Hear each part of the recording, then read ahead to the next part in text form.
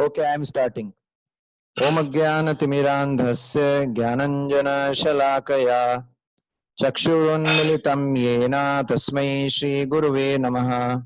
Shri Chaitanya Manobhishtam Sthapitam yena bhutale Swayam Rupa Kadamayam Dadati Swapadantikam Vandeham Shri Guru Shri Yuta Padakamlam Shri Gurun Vaishnavamcha Shri Rupam Sagrajatam Sahagan Raghunathanvitam Tam Sajivam Savadetam Savadhutan Parijan Sahitam Krishna Chaitanya Devam Shri Radha Krishna Padan Sahagan Lalita Shivishakhan Vitansha Namo Vishnu Padaya Krishna Prishtaya Bhutale Shrimate Bhakti Vedanta Swaminiti Namine Namaste Saraswate Deve Gauravani Pracharine Nirvishesha Shunyavadi Paschat Deshatarine Namo Mahabadanyaya Krishna Prema Pradayate कृष्णाय कृष्ण चैतन्य नामने गौरत्विषे नमः। हे कृष्ण करुणा सिंधु दीनबंधो जगतपते गोपेश गोपिका कांत राधा कांत नमस्तुते तप्त कांचन गौरांगी राधे वृंदावनेश्वरी वृषभानुसुते देवी प्रणमामि हरिप्रिये निखिल श्रुति मौलिरत्नमाला द्युति निराजिता पाद पंकजान्ता अयि मुक्त कुलेर उपास्यमानां परित्रास्त्वं हरिनाम संशयामि सार्थमर्जुनस्यादौ कुर्वन् गीतामृतं ददौ लोकत्रयो उपकाराय तस्मै कृष्णात्मने नमः अज्ञाननिराधिरूपेति यया विशेषं भक्ति परापि भजते परिपोषम् उच्चैः तत्वं परम स्फुरति दुर्गमम् अपि अजर्षम् षाड्गुण्यवत्स्वरचितं प्रणमामि गीतम। हरे कृष्णा। आप सभी भक्तों का स्वागत है। आज चूंकि क्लास अभी 6:41 पे शुरू हुआ है तो हम इसको 7:15 तक कैरी ऑन करेंगे ताकि एक श्लोक पूरा कर सके। ठीक है, तो आप लोगों से रिक्वेस्ट है कि कभी कभी ऐसा जो है सिग्नल वीक हो जाता है, तो आप लोग अगर क्लास नहीं होगा तो मैं अलग से आपको लिख के बताऊंगा कि क्लास नहीं होगा, लेकिन अगर कभी ऐसा हो कि लेट हो जाए या डिस्कनेक्ट हो जाता है तो क्लास श्योर होगा। Only thing is network issue हो रहता है कभी कभी। तो आज जो है कौन सा श्लोक करना है हमको डिस्कस? विच श्लोका? कौन सा श्लोक करना है आप लोग बताएंगे, मेरे को याद नहीं है। प्रभु जी 2.19 है। Okay, thank you. तो 2.19 तो मैं श्लोक निकाल रहा हूं। जो जिन भक्तों के बैकग्राउंड में डिस्टरबेंस नहीं है वो श्लोक उच्चारण कर सकते हैं मेरे साथ में। जिनके बैकग्राउंड में डिस्टरबेंस है वो म्यूट रहे। ठीक है, तो मैं आपको शेयर करता हूं स्क्रीन।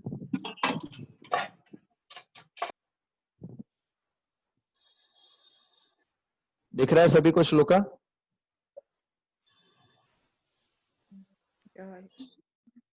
या एनं वेति हंतारम या एनं वेत्ति हन्तारम् यस्यैनं मन्यते हतम् यश्चैनं मन्यते हतम् उभौ तौ न विजानीतो उभौ तौ न विजानीतो नायं हन्यति न हन्यते नायं हन्ति न हन्यते या एनं वेति हन्तारम् या एनं वेत्ति हन्तारम् यश्चैनं मन्यते हतम् यश्चैनं मन्यते हतम् उभौ तौ न विजानीतो उभौ तौ न विजानीतो नायं हन्ति न हन्यते नायं हन्ति न हन्यते या एनं वेति हन्तारम्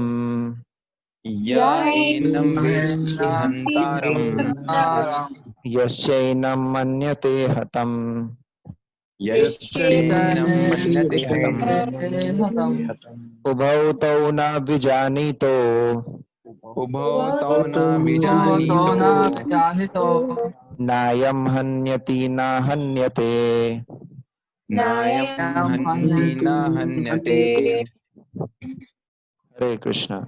तो आप में से जो डिवोटी अभी तक पढ़े नहीं है कभी भी, कृष्णा। कोई पढ़ना चाहे तो मैं अभी स्क्रीन शेयर कर रहा हूं, जो जिन्होंने अभी तक पढ़ा नहीं हो वो पढ़ सकते। शब्दार्थ, अनुवाद व तात्पर्य कौन पढ़ेंगे? प्रभु जी मैं पढ़ूंगा। आप तो हमेशा पढ़ते हैं। और कोई पढ़ना, अगर कोई मैं नया, पढ़ूं? कोई मैं नया पढ़ूं? डिवोटी, कोई नया डिवोटी। मैं पढ़ूं? मैं हाँ, पढ़ूं? पढ़िए पढ़िए। जी भेजिए सर, एक प्रभु जी भेजिए। हाँ, वो आपको दिख रहा है स्क्रीन पे? अभी श्लोक बस दिख रहा है। श्लोक के नीचे शब्दार्थ। जी नहीं प्रभु, कुछ नहीं दिख रहा है। शब्दार्थ नहीं दिख रहा है? जी नहीं। एक मिनट, अभी दिखेगा। अभी दिख रहा है? जी हाँ, कुछ आया। ठीक। जी प्रभु। पढ़िए। जी। यह अर्थात जो, एनम अर्थात इसको, वेत्ति अर्थात जानता है, हंतारम अर्थात मारने वाला, यह अर्थात जो, च अर्थात भी, एनम अर्थात इसे, मन्यते अर्थात मानता है, हतम अर्थात मरा हुआ, उभव अर्थात दोनों, तौ अर्थात वे, न अर्थात कभी नहीं, विजानीतः अर्थात जानते हैं, न अर्थात कभी नहीं, अयम अर्थात यह, हंति अर्थात मारता है, न अर्थात नहीं, हन्यते अर्थात मारा जाता है। हाँ, एक पढ़िए।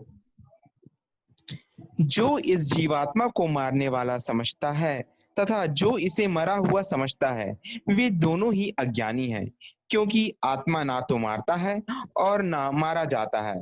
तात्पर्य, जब देहधारी जीव को किसी घातक हथियार से आघात पहुंचाया जाता है, तो यह समझ लेना चाहिए कि शरीर के भीतर जीवात्मा मरा नहीं, आत्मा इतना सूक्ष्म है कि इसे किसी तरह के भौतिक हथियार से मार पाना असंभव है। जैसा कि अगले श्लोकों से स्पष्ट हो जाएगा, ना ही जीवात्मा अपने आध्यात्मिक स्वरूप के कारण वध्य है, मरा हुआ समझा जाता है, वह केवल शरीर होता है। किंतु इसका तात्पर्य शरीर के वध को प्रोत्साहित करना नहीं है। वैदिक आदेश है, मां हिंस्यात् सर्वभूतानि, किसी भी जीव की हिंसा ना करो। ना ही जीवात्मा अवध्य है का अर्थ यह है कि पशु हिंसा को प्रोत्साहन दिया जाए। किसी भी जीव के शरीर की अनाधिकार हत्या करना निंद्य है और राज्य तथा भगवत विधान के द्वारा दंडनीय है। किंतु अर्जुन को तो धर्म के नियमानुसार मारने के लिए नियुक्त किया जा रहा था। आगे। हरे कृष्णा। न जायते म्रियते वा कदाचि। नहीं, ये तो हो गया। पागलपन, किसी पागलपन वश नहीं, वश नहीं। है ना? ठीक है, ठीक है। Just give me 30 seconds.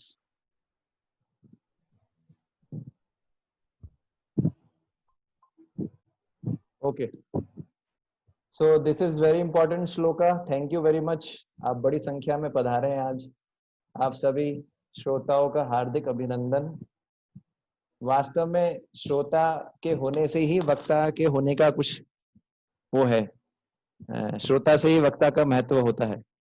जब तक श्रोतागण नहीं सुनेंगे तो वक्ता का कोई महत्व नहीं। तो आप बहुत सज्जन वक्ता हैं कि आप मेरे जैसे दुर्जन व्यक्ति को सुनने के लिए आते हैं। तो हम चर्चा कर रहे थे, ये जो है 2.19 श्लोका। तो 2.19 श्लोका, इसके अंदर क्या बता रहे हैं ये जानना चाहिए। बहुत महत्वपूर्ण श्लोक है। इसके अंदर आत्महत्या नहीं करनी चाहिए, इसका साइंटिफिक रीजन भी क्लियर होगा। तो आप लोगों को बहुत ध्यानपूर्वक सुनना पड़ेगा, ठीक है? आत्महत्या क्यों नहीं करना चाहिए, इसका रीजन भी क्लियर होगा, बहुत ही साइंटिफिकली, स्पिरिचुअल रीजन। तो आप लोग तैयार हैं? अगर तैयार है तो यस लिख के भेजिए, यस।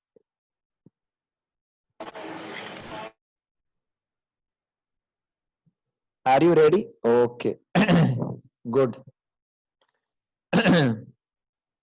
तो अब हम चर्चा करेंगे। कल जो श्लोक था 2.18 उसमें हमने देखा था कि शरीर जो है अनित्य है होता है, जो कल मैंने डिस्कस किया था। ठीक है, अब इस श्लोक में भगवान दो स्थितियों का वर्णन कर रहे हैं।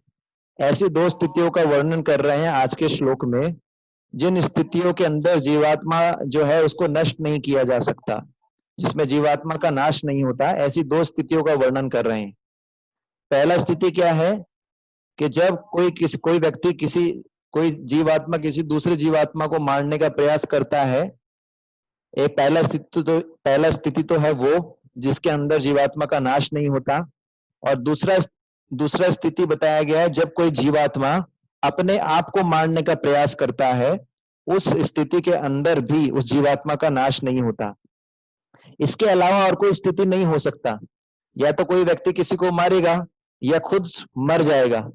इन दोनों के अलावा जीवात्मा जो है जीवात्मा को किसी प्रकार से नष्ट करने का स्थिति उत्पन्न नहीं हो सकता।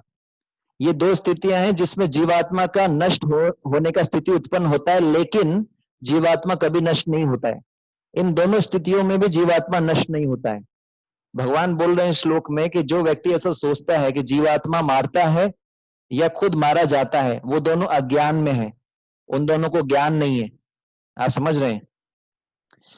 तो ये जो अज्ञान है ना, कि एक जीवात्मा दूसरे जीवात्मा को मार देता है, या एक व्यक्ति दूसरे को मारता है, या व्यक्ति खुद मर जाता है, ये जो अज्ञान है, इसके कारण बहुत नुकसान हुआ है पूरी दुनिया का, पूरे विश्व में बहुत नुकसान हुआ है। क्यों नुकसान हुआ है? क्योंकि इसी अज्ञान के कारण लोग अधर्म करते हैं। इसी अंडरस्टैंडिंग के कारण कि एक जीवात्मा दूसरी जीवात्मा को मार सकता है या एक जीवात्मा खुद को मार सकता है, इसी अज्ञान के कारण, ये गलत अंडरस्टैंडिंग के कारण जो है सारे लोग जो है अधर्म कर रहे हैं पूरे विश्व में। आप पूछेंगे कैसे अधर्म कर रहे हैं?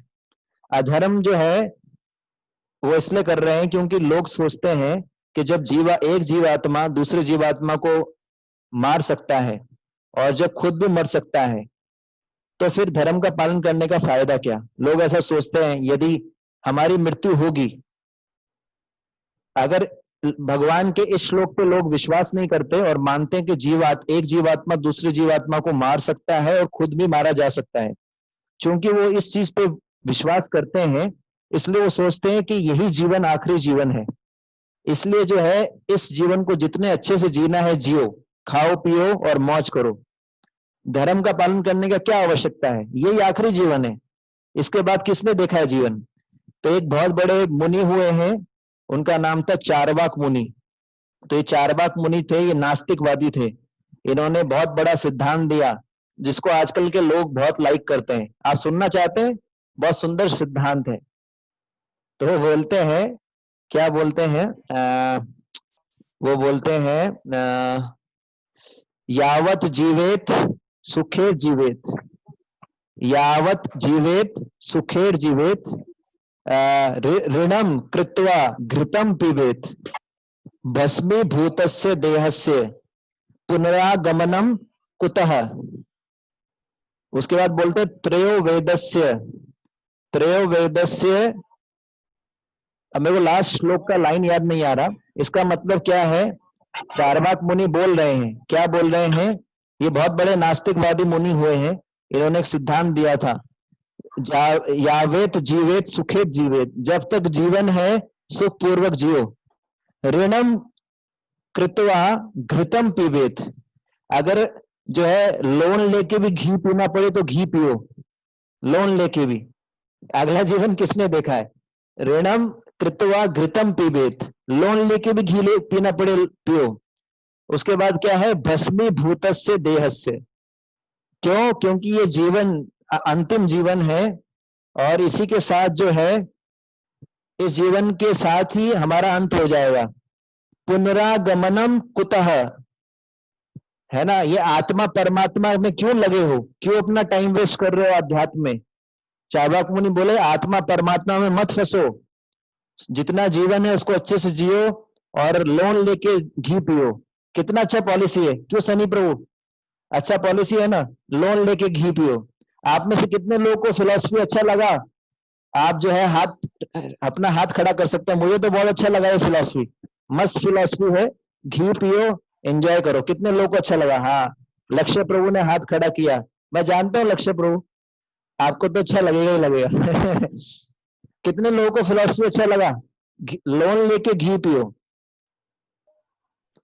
लगता है हाँ। अंकित प्रभु, आपको फिलॉसफी अच्छा लगा? लोन लेके घी पियो। बिल्कुल नहीं, बिल्कुल नहीं। लोन बिल्कुल महंगा नहीं। भी पड़ सकता है, लोन महंगा भी पड़ सकता है। हाँ, तो लोन महंगा भी पड़ सकता है। अरे कोई बात नहीं, आपको जो है थोड़ा कम कम घी पी लेना, कोई दिक्कत नहीं। पर फिलॉसफी कितना अच्छा है ना, क्या आत्मा परमात्मा में फंसे हैं, हरे कृष्णा करते रहते हैं, ना तो भजन होता है, ना माया मिली ना राम। कई लोग बोलते हैं ना माया मिली ना राम, है ना? सही बात है ना? नहीं, फिर भी हमें अपने रूट के साथ मतलब रहना चाहिए ना। हमें अपने रूट को नहीं छोड़ना चाहिए। Good good. आप लोग सच्ची सच्ची बताइए, आप में से कितने लोग जो है भक्ति में 100% खुश है? पहले मुझे बताइए,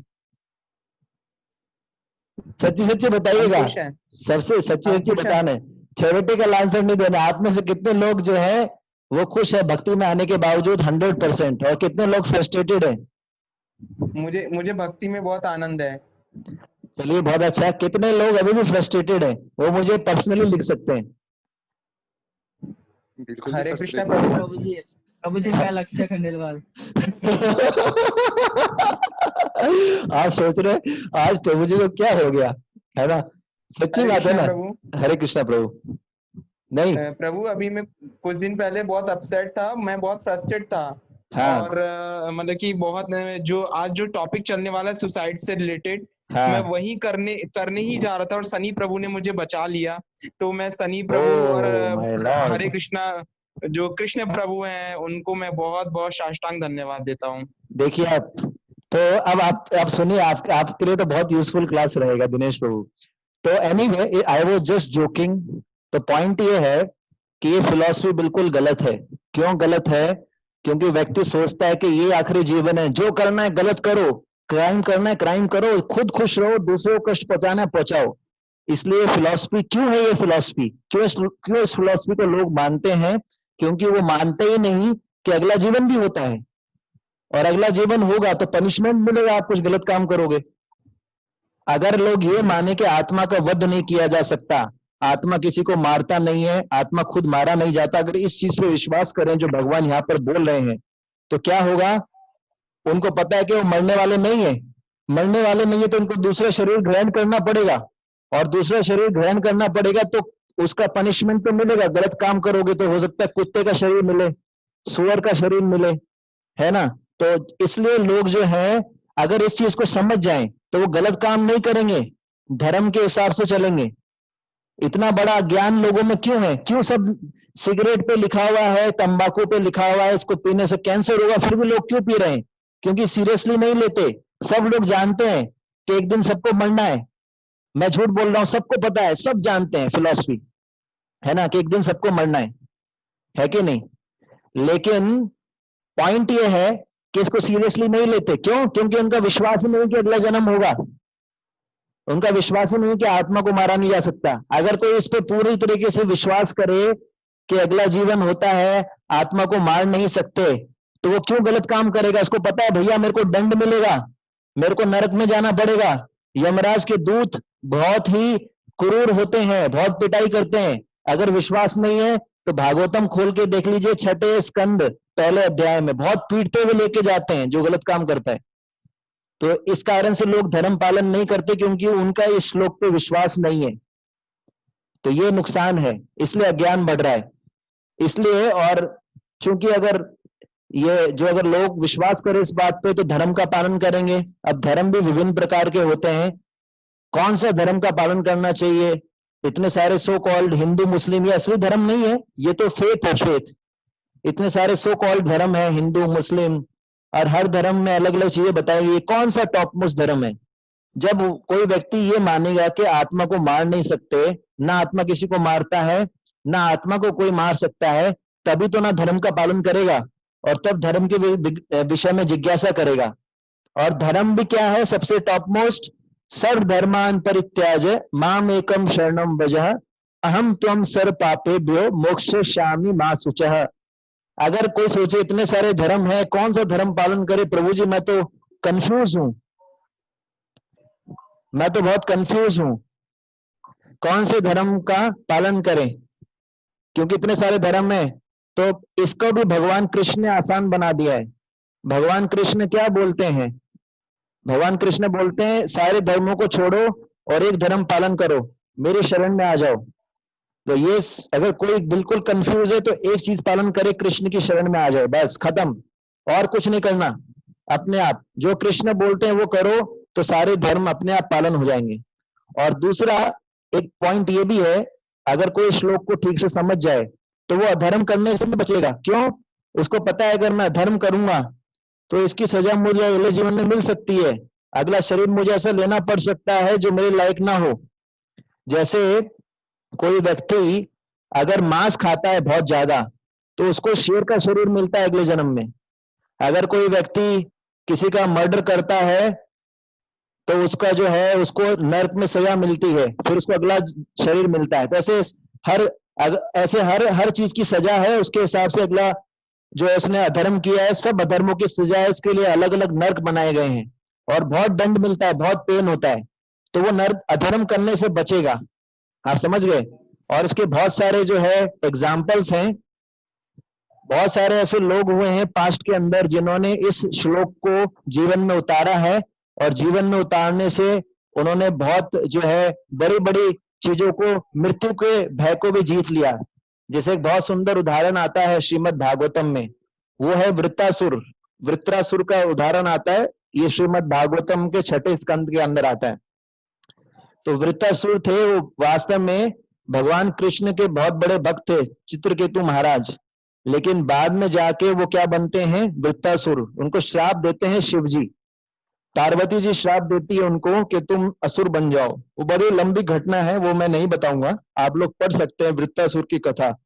और वो जो है इंद्र चित्रकेतु महाराज होते हैं, वो बनते हैं वृत्रासुर असुर।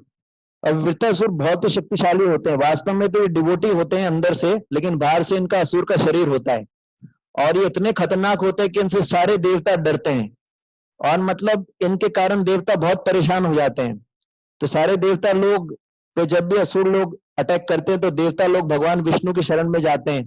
तो भगवान विष्णु बोलते हैं कि इस वृत्रासुर को मारना है तो एक ही तरीका है कि दधीची मुनि थे, एक दधीची मुनि, उनके जो है उनके पसलियों से, पसली बोलते हैं उसको, रिब केज बोलते हैं, हिंदी में क्या बोलते हैं इसको? ये जो होता है चेस्ट का जो बोन होता है, ये पसली, वो क्या बोलते हैं? रिब केज बोलते हैं। हिंदी में क्या बोलते हैं इसको? हिंदी में इसको बोलते हैं रिब, इंग्लिश में बोलते हैं रिब केज। तो दधीची मुनि की जो हड्डियां होती हैं उनसे वज्र बनाते हैं, वज्र। और फिर जो है इंद्र और वृत्रासुर में युद्ध होता है। अब आपने ऐसा स्टोरी सुना भी नहीं होगा, ना तो फिल्मों में कहीं देखा होगा, ना असली में। भागवतम में ऐसे ऐसे पास टाइम से जिनको सुन के आपका जो है आप पूरे चौंक जाएंगे कि ऐसा भी होता है। तो वृत्रासुर जो थे, असुर थे, उनका इंद्र से युद्ध हो रहा है, और इंद्र और वृत्रासुर में जबरदस्त युद्ध चल रहा है, जबरदस्त। और क्या करते हैं उस समय, क्या होता है कि जो युद्ध होता है तो इंद्र अपनी गदा है, अपनी गदा को वृत्रासुर को मारने के लिए फेंकते हैं, लेकिन उस गदा को वृत्रासुर पकड़ के क्या करते हैं? इंद्र के हाथी पे फेंक देते हैं, ऐरावत। तो इंद्र अपने हाथी के साथ नीचे गिर जाते हैं, और इंद्र का बड़ा इंसल्ट होता है। अब चूंकि इंद्र का इंसल्ट होता है, इंद्र को मोटिवेट करते हैं वृत्रासुर। वृत्रासुर बोलते हैं, अरे इंद्र क्यों गिर गए, वापस उठो, मेरे को मारो। वृत्रासुर बोलते हैं, मेरे को मारो, है ना, तुम्हारे पास जो वज्र है उस वज्र से मेरे को मारो इंद्र। अब सोचिए यहाँ पर खुद ही वृत्रासुर बोल रहे मेरे को मारो। क्यों? क्योंकि वृत्रासुर को पता था कि इस वज्र से अगर मैं मारा जाऊंगा तो भगवान के धाम जाऊंगा, और उसको पता था कि मैं ये शरीर नहीं हूं, इसलिए वो डरता नहीं था मृत्यु से। उसको पता था कि इसको कोई मार नहीं सकता। आत्मा को कौन मार सकता है?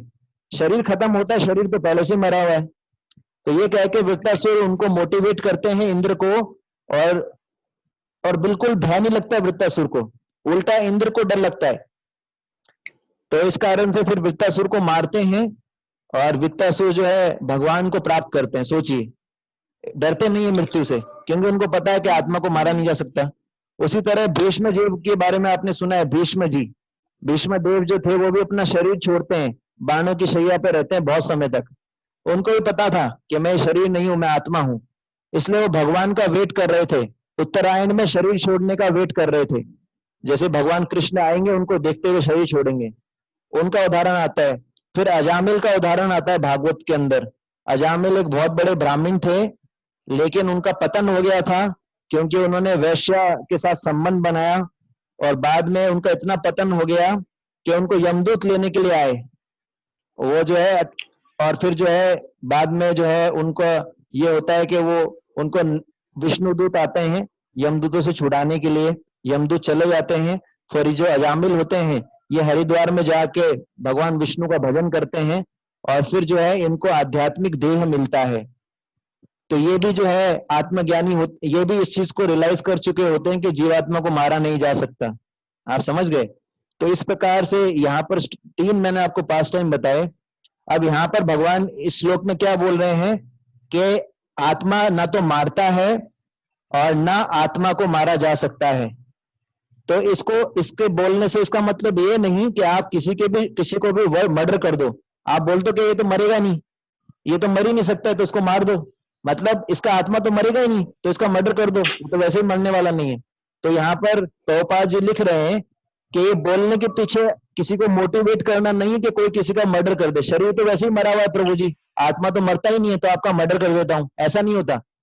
किसी के भी शरीर को, किसी को भी जान से मारना वो क्या है, बहुत बड़ा अपराध है, क्योंकि आप उसके लिए अथोराइज नहीं हो। ये निंदनीय कर्म है।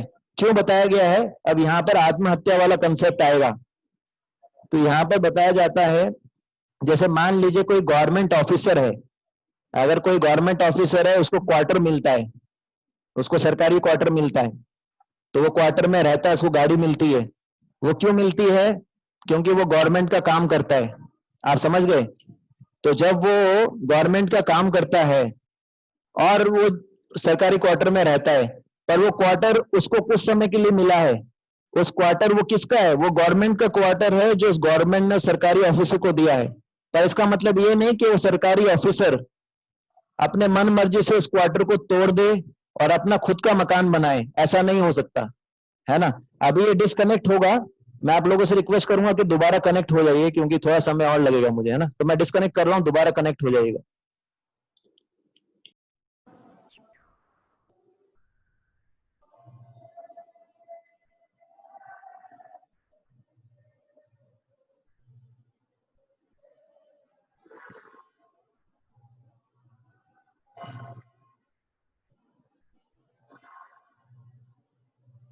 हरे कृष्णा कृष्णा कृष्णा हरे हरे, हरे राम राम राम हरे हरे, हरे कृष्णा कृष्णा कृष्णा हरे हरे, हरे राम राम राम हरे हरे, हरे कृष्णा कृष्णा कृष्णा हरे हरे, हरे राम राम राम हरे हरे, हरे कृष्णा कृष्णा कृष्णा हरे हरे, हरे राम राम राम हरे हरे।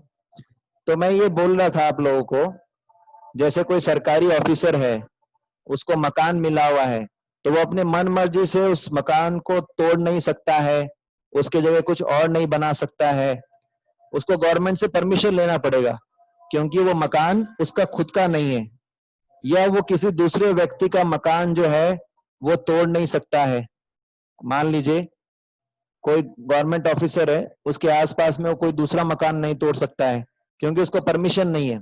अगर कोई ऐसा करता है तो उसको क्या है, पेनल्टी लगेगा, उसको पेनल्टी लगेगा और उसको दंड मिलेगा। उसी प्रकार से इस शरीर को जो है मकान के साथ कंपेयर किया गया है। हमारे पिछले जन्म के कर्मों के हिसाब से, हमारे पिछले जन्मों के कर्मों के हिसाब से हमको पर्टिकुलर शरीर मिलता है। इस शरीर का, जैसे कोई बहुत अगर अमीर व्यक्ति है तो वो बहुत ही फर्स्ट क्लास मकान बनाता है, उसके अंदर एसी लगा होता है, सब कुछ ऑटोमेटिक सिस्टम होता है। पर कोई उतना अमीर ना हो तो वो बहुत ही सस्ता सा मकान बनाता है, छोटा मकान। तो ये डिपेंड करता है कि हमारी इनकम कितनी है, हमारे पास पैसा कितना है। तो हमारे पास भी हमारे कर्म होते हैं। अच्छे कर्म जो है वो ऐसा माना जाता है कि कमाई की तरह है, तो अगर हमारे पास हमने अच्छे कर्म किए हैं तो वो हमारे धन के समान होते हैं और उस अच्छे कर्मों से हम अच्छा शरीर प्राप्त कर सकते हैं। तो कोई व्यक्ति को कैसा भी शरीर मिला है वो मकान के साथ कंपेयर किया गया है। तो कई बार लोग सोचते हैं उनको जीवन में इतना कष्ट मिलता है, कई बार कुछ लोगों को अपने जीवन में इतना कष्ट मिलता है वो सोचते हैं कि मैं इस कष्ट से छुटकारा पा लूंगा। कैसे? यदि मैं अपने आप को जो है खत्म कर लूं, अगर मैं सुसाइड कर लूं तो मुझे जो है इस कष्ट से छुटकारा मिल जाएगा, जो भी है ना। तो वो क्या करते हैं, सुसाइड करने को सोचते हैं। ठीक है, तो पॉइंट ये है कि सुसाइड करेंगे तो भी इसका सॉल्यूशन नहीं है। क्यों? क्योंकि जब आपको मकान मिला और आपने उसको बिना गवर्नमेंट की परमिशन के तोड़ दिया तो आपको जो है अगली बार वो मकान भी नहीं मिलेगा। तो उसी प्रकार से कोई सुसाइड करता है, प्रकृति के नियमों के खिलाफ जाता है, प्रकृति ने उसको दंड देने के अनुरूप, कष्ट देने के अनुरूप ऐसा शरीर दिया है जिसमें उसको कष्ट भोगना है, लेकिन अगर वो उसको फॉलो नहीं करता और सुसाइड करता है तो उसको जो है प्रकृति अगला शरीर नहीं देगी फिर, और उसको भूत प्रेत बनना पड़ेगा। और भूत प्रेत बनने के बाद उसको और अधिक कष्ट होता है। क्यों? क्योंकि उसके पास ये स्थूल शरीर नहीं होता, तो वो कोई भी चीज को भोग नहीं पाएगा, वो भटकता रहेगा। इसलिए सुसाइड करना सॉल्यूशन नहीं। कोई भी सोचे चलो संसार में दुख है ना, तो मैं सुसाइड कर लेता हूं, वो सॉल्यूशन नहीं है। सुसाइड करने से भी आप अपने कर्म फलों को खत्म नहीं कर सकते। कर्मों के हिसाब से हमको कष्ट मिलता है। केवल एक ही तरीका है कर्म फलों को नष्ट करने का, कृष्ण की भक्ति करें, कृष्ण की शरण लें, यही है। इसलिए यहाँ पर अगर कोई ये सोचे कि मैं सुसाइड कर लूं, ये फायदे वाली बात नहीं है ना। ये पॉइंट मैं बता रहा था। गीता जीवात्मा को ना तो कोई मार सकता है, ना ही वह स्वतः मर सकता है। तो इस फिलॉसफी को कोई यूज करके ये भी सोच सकता है चलो सुसाइड कर लेते हैं, नहीं, ये रॉन्ग है। सुसाइड नहीं करना, ना किसी का मर्डर करना है। ये श्लोक आपको किसी का मर्डर करने के लिए प्रोत्साहित नहीं कर रहा है, ना पशु हत्या के लिए प्रोत्साहित कर रहा है। अगर कोई किसी व्यक्ति का मर्डर करता है तो पाप लगता है उसको, ये जो है बहुत बड़ा पाप है। खुद को मारना, आत्महत्या करना भी पाप है, ये कभी नहीं करना चाहिए, है ना। अब ये है कि अगर, पर प्रॉब्लम क्या है, पॉइंट ये है, अगर आपको अच्छा मकान मिले, है ना, आपको कैसा भी मकान मिले, कैसा भी शरीर मिले, तो क्या है, इसका विनाश तो होना ही होना है। ये शरीर जो है इसका विनाश तो होना ही होना है, आत्मा का विनाश नहीं होता। तो अगर अविनाशी जीव है, उसको कोई शरीर रूपी मकान मिलता है, चाहे पृथ्वी पे मिले चाहे स्वर्ग में मिले, तो काल कर्म के अनुसार और अपने कर्म फल के हिसाब से वो नष्ट हो जाएगा कुछ समय बाद, है ना। जीवात्मा तो नष्ट नहीं होता है, जीवात्मा कभी नष्ट नहीं होता है, लेकिन उसका मकान जो है वो उसको छोड़ना पड़ेगा। लेकिन एक तरीका है इस समस्या से निजात पाने के लिए, वो ये है कि हमको ऐसा शरीर मिले जो कभी नष्ट ही ना हो। तो वो शरीर क्या है? आध्यात्मिक शरीर। तो जब हम भगवान कृष्ण की शरण लेते हैं, उनकी भक्ति करते हैं, तो ये शरीर त्याग करने के बाद हमको आध्यात्मिक शरीर मिलता है। और आध्यात्मिक शरीर ऐसा मकान होता है जिसको छोड़ना नहीं पड़ता कभी। एक बार आध्यात्मिक शरीर मिलने के बाद में हम हमेशा भगवान के साथ में रह सकते हैं, भगवान के साथ भोजन कर सकते हैं, भगवान के साथ खेल सकते हैं, भगवान के साथ नाच सकते हैं। और हम उसी के लिए बने हैं, भगवान के साथ आनंद बनाने के लिए हम लोग बने हैं, भगवान को आनंद प्रदान करने के लिए हम बने हैं। लेकिन हमने अपनी स्वतंत्रता का दुरुपयोग किया और इस भौतिक जगत में आ गए। अब हम पछता रहे हैं। तो भगवान कृष्ण कृपा पूर्वक अपने भक्तों का संग देते हैं, है ना, भागवत गीता आदि देते हैं, हरि नाम देते हैं, ताकि हम इन सब का लाभ उठाकर क्या करें, ये जो मकान में जितने दिन हमको रहना है, ये मनुष्य रूपी मकान मिला है आपको और मेरे को, इस मकान का हम यूज करें, इस मकान को तोड़े नहीं, यानी मतलब आत्महत्या ना करें, या खुद जो है इस मकान का प्रॉपर यूज करें और कृष्ण की भक्ति करें। इस शरीर, श्रीला प्रभुपाद जी बोलते थे कि ये क्या है, बुरा सौदा है, लेकिन इस बुरे सौदे का हम अच्छा यूज कर सकते हैं कृष्ण की भक्ति में लगा के।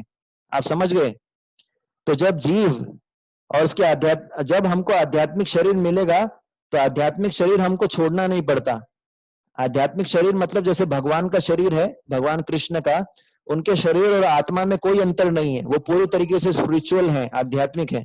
लेकिन हमारे शरीर और हमारे आत्मा में, हम आत्मा है, हमारे शरीर में और आत्मा में क्या है, हमारे में और हमारे शरीर में भेद है, पर भगवान कृष्ण में ऐसा नहीं है।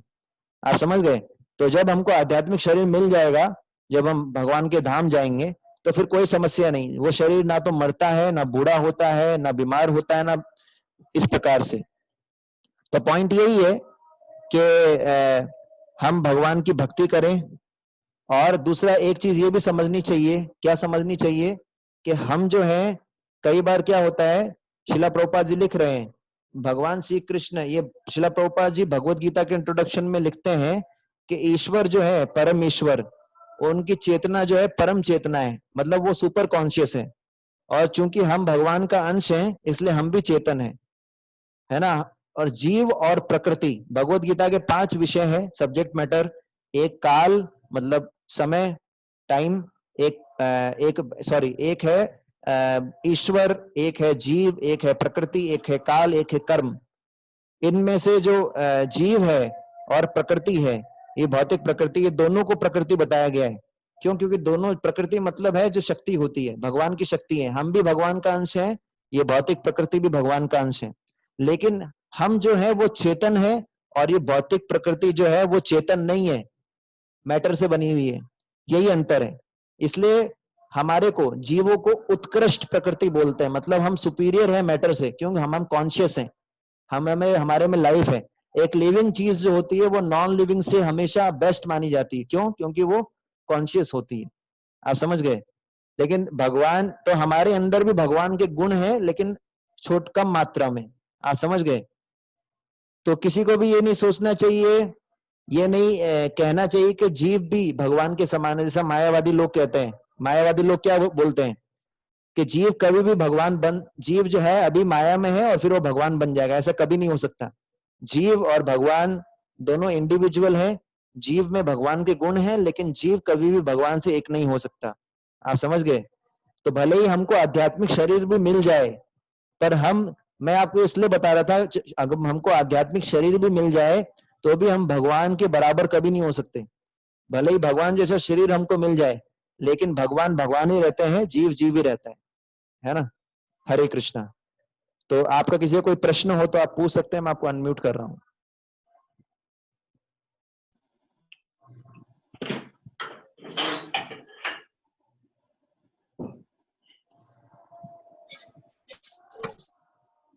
कोई प्रश्न है किसी का?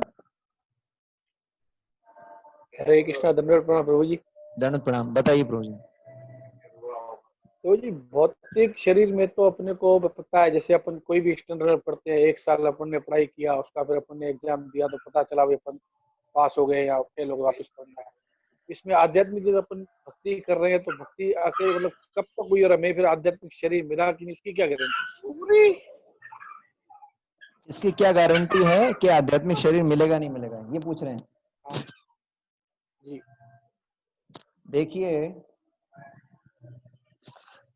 इसका क्या गारंटी है? गारंटी तो ये भी नहीं है। हम जैसे पढ़ाई करना शुरू करते हैं, हम एजुकेशन लेते हैं, गवर्नमेंट जो भी मुंडेन एजुकेशन, उसमें हम इन्वेस्टमेंट करते हैं। उसका भी कोई गारंटी नहीं होता कि हमको जॉब लगेगा, लेकिन फिर भी हम इन्वेस्ट करते हैं क्योंकि हमको उम्मीद रहता है ना। लेकिन यहाँ पर भगवान खुद बोल रहे हैं, भगवान अपने शब्दों में बोल रहे हैं। क्या क्या बोलते हैं? जो पूरे जीवन भर भक्ति करता है ना। वो श्लोक मेरे को याद नहीं आ रहा, जिसमें भगवान बोलते हैं कि जीवन भर अगर कोई भक्ति करता है तो वो मेरे पास, मेरे धाम को आता है। तो भगवान बोल रहे हैं, तो वो गारंटी है हमारे लिए। इस भौतिक जगत में लोग बोलते हैं उसका गारंटी नहीं है, फिर भी हम उन पे विश्वास करते हैं।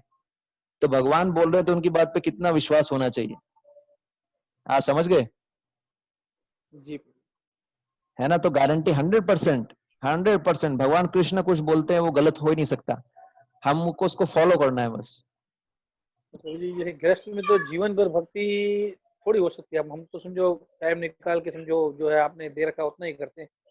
हाँ, होला तो वाला करो, जो जितना आपका कैपेसिटी है उतना आप कर सकते हैं, मतलब जितना आप कर सकते हैं। जो जैसे सही बात है, गृहस्थ जीवन में है। फिर भक्ति भक्ति पूरा नहीं हुआ और शरीर शांत हो गया तो फिर वापस मनुष्य जन्म मिलेगा आगे। हाँ, तो आगे जो आपको मनुष्य जीवन मिलेगा वो आपको बहुत ही उचित परिस्थितियों में मिलेगा। या तो किसी भक्त के यहाँ आपको जन्म मिलेगा, या किसी अच्छे खानदान में, तो वहां से और भक्ति कीजिए। और अगर आपको करना है स्ट्रांग भक्ति, तो फिर जो है गृहस्थ आश्रम में 50 साल रहिए, फिर वानप्रस्थ लेके संन्यास ले लीजिए।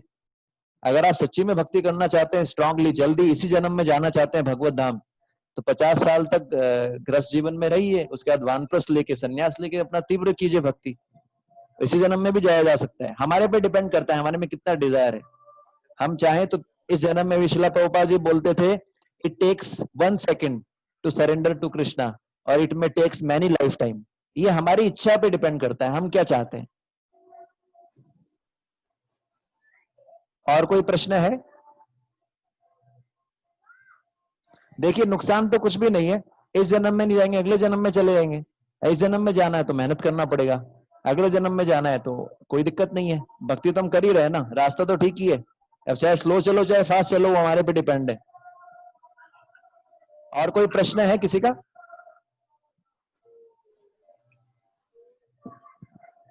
और कोई प्रश्न है? हाँ पूछिए सन्नी जी। दिनेश जी आपका क्लियर हुआ ना सुसाइड वाला कंसेप्ट? जी प्रभु, हरे कृष्णा। हाँ हाँ, हरे कृष्णा प्रभु। हरे कृष्णा प्रभु, बताइए। हाँ जी, वो सब क्लियर हो गया और अच्छे से समझ में भी आ गया मुझे। एक्चुअली मैं ना बस यही देख रहा था कि कोई घर से दाएं बाएं हुए, मतलब कि मेरे घर में ना सब, मैं ये चाह रहा था कि जब कोई भी ना रहे तो मैं ऐसा कदम उठाने ही वाला था।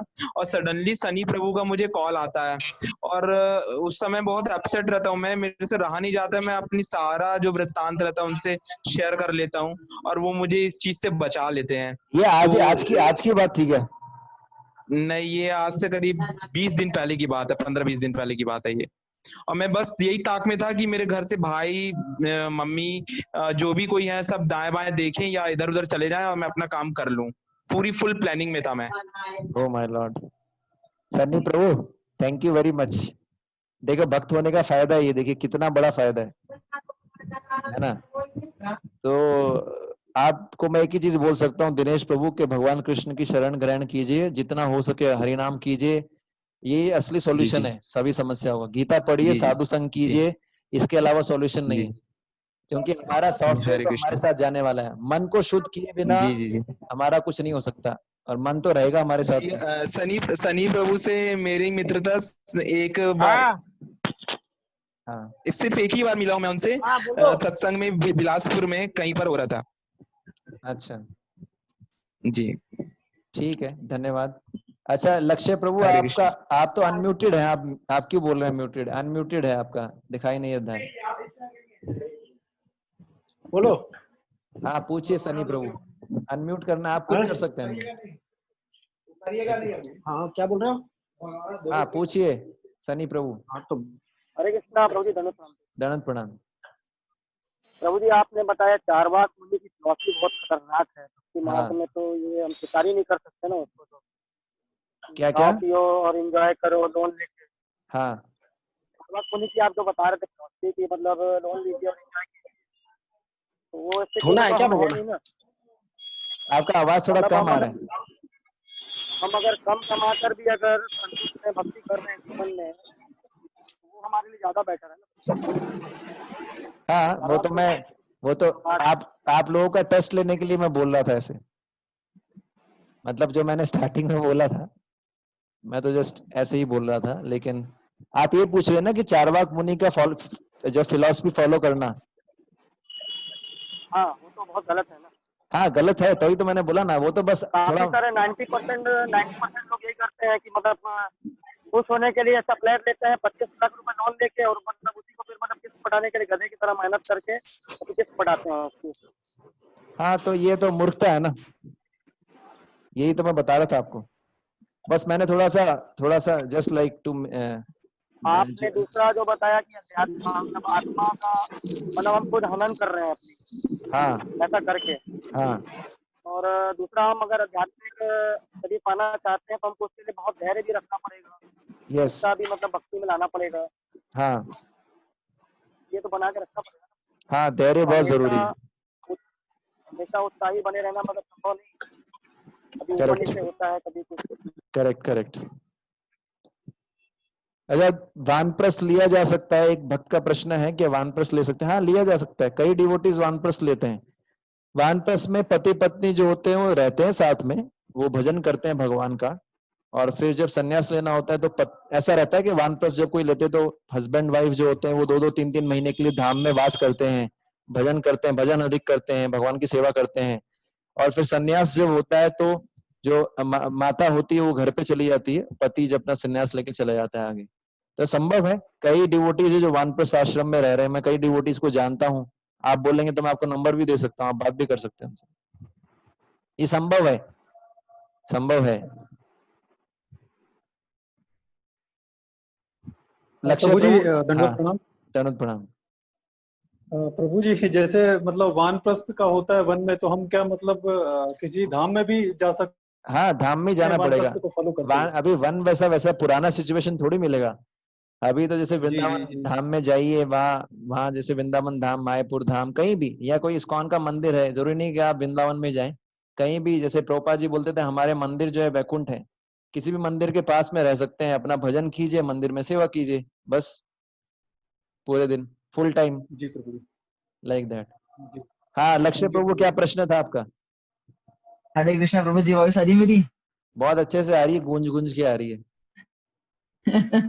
ओके प्रभु जी मेरा प्रश्न था कि जैसे मतलब जब मैं पूजा करता हूँ, हाँ मैं सत्संग करता हूँ, मैं हरि कीर्तन करता हूँ, तो प्रॉब्लम ये आती है कि आजकल पता नहीं क्या हो रहा है। जैसे मैं कीर्तन कर रहा हूँ, तो हाँ, मन तो कर रहा है कीर्तन करने का, लेकिन वो एक दिल से वॉइस नहीं आ रही, खुल के नहीं आ रहा, एक फील नहीं आ रहा, एक स्माइल नहीं आ रही फेस क्योंकि जब हम करते हैं भगवान का भक्ति करते हैं, लेकिन साथ साथ में अपराध भी करते हैं, या साथ साथ में पे। कुछ हाँ ऐसी प्रभु चीजें जी। करते हैं जो नहीं करनी चाहिए, इसलिए जो है वो डाइल्यूशन आ जाता है। जैसे कोई मान लो, कोई जो है आग जला रहा है और साथ साथ में उसमें पानी भी डाल रहा है, तो वो आग जल नहीं पाएगी। तो जब हम कुछ ऐसे कार्य करते हैं जो शास्त्रों में दे रखा है नहीं करने चाहिए, तो हमारी भक्ति की जो अग्नि होती है वो ठंडी पड़ जाती है। इसलिए ऐसे कार्य नहीं बट हम करने चला चाहिए। के तो नहीं कर रहे, चला बट हम के, चला के तो नहीं देखो, कर पा रहे। वो ठीक है, लेकिन फिर भी उसका जो है, भले ही चला के नहीं कर रहे हो, ऐसा नहीं कह सकते चला के नहीं कर रहे हैं। मतलब पॉइंट ये है कि ठीक है, चला के नहीं भी कर रहे हो तो भी जो है कुछ तो हमको उसका असर देखना ही पड़ता है। हालांकि भगवान हमको बचाते हैं, लेकिन उसका कुछ तो असर देखना ही पड़ता है। आप समझ गए? अगर हम चला के नहीं कर रहे हैं तो उसका लॉन्ग टर्म हमारे पे असर नहीं पड़ेगा, लेकिन फिर भी हमको प्रयास करना चाहिए कि ना चला के भी ना करें। हाँ प्रभु जी, मैंने नोटिस किया है, जब शीला प्रभुपाद जी की पुस्तक में पढ़ता था, अभी तो हाँ, मैं भागवतम पढ़ रहा हूँ, जो शीला प्रभुपाद जी की पुस्तक में पढ़ता था, जब मैं कोई गलत कार्य करता था, तो हाँ। एकदम से मेरे माइंड के अंदर प्रभुपाद जी के मतलब एक चरित्र, मतलब एक फोटो सामने आती थी कि ये गलती नहीं करनी है। ऐसा मुझे 100 मतलब बहुत ज्यादा फील होता था मुझे। लेकिन अब मैं श्रीमद् भागवतम पढ़ने लग गया तो वो फील आता ही नहीं है। नहीं, क्योंकि श्रीमद् ऐसा क्यों? भागवतम आपको जो है स्मॉल बुक्स पढ़ना चाहिए प्रभुपाद जी का। डायरेक्ट भागवतम आप समझ नहीं पाएंगे। ऐसा नहीं कि भागवतम पढ़ लिया समझ में आ जाएगा। ये जो प्रभुपाद जी की बुक्स वगैरह होती हैं, ये सेवा से रिवील होती हैं। जब जितना हम सेवा करेंगे, हाँ, धीरे धीरे गाइडेंस में, बुक्स भी गाइडेंस में पढ़ना चाहिए। ऐसा नहीं कोई भी बुक पढ़ लिया, गाइड पूछना चाहिए कि कौन सा बुक मैंने पढ़ना सारी है। बुक्स रीड कर दी। मैंने वो सारी बुक्स रीड करी, पूर्ण प्रश्न पूर्ण उत्तर, हरे कृष्णा अच्छा है, चैलेंज, बहुत अच्छा सारी है, पुस्तकें हैं। लेकिन बुक्स को भी पढ़ने का एक सीक्वेंस है, सीक्वेंस से पढ़ेंगे तो ज्यादा लाभ मिलता है ना? क्या आप मुझे मैसेज में बता देना, मैं आपसे बता दूं ठीक है, कौन कौन सी ठीक है, पढ़नी ठीक, चाहिए। ठीक है, ठीक है। और कोई प्रश्न है हरे किसी का? हरे कृष्णा कृष्ण। प्रभु जी, थैंक यू सो मच। और कोई प्रश्न है? ठीक है। हरे कृष्ण। जगत गुरु शिला प्रभुपाद की जय। निताई गौर प्रेमानंदे हरि हरि।